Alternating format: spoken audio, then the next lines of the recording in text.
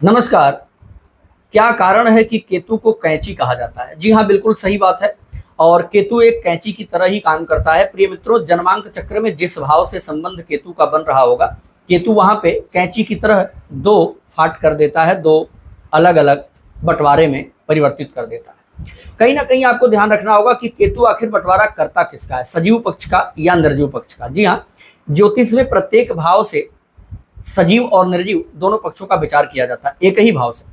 जैसे उदाहरण के लिए अगर चतुर्थ भाव को लेते हैं तो चतुर्थ भाव का जो सजीव पक्ष है वो जातक की माता होती है, जो निर्जीव पक्ष है वो जमीन, गाड़ी, मकान, सुख सुविधा।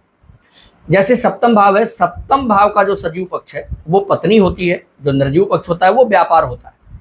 जैसे कुंडली के अगर पंचम भाव को देख लें तो पंचम भाव का जो सजीव पक्ष है वो पुत्र होता है, और पंचम भाव का जो निर्जीव पक्ष है वो आपकी शेयर मार्केट से संबंधित बड़ी धनराशि हो गई, उच्च शिक्षा हो गया, और कहीं ना कहीं आपके प्रेम संबंध हो, ये अलग कर सकता है।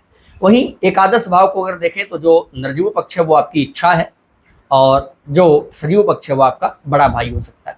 तो अगर केतु किसी भी भाव में बैठे हैं और अगर आपको देखना है कि केतु क्या करेंगे, तो 100% अलगाव सजीव पक्ष में केतु करते हैं और कर ही देते हैं। अगर थोड़ा सा भी अप डाउन हुआ तो ऐसे रिश्तों में दरार पैदा हो जाती है।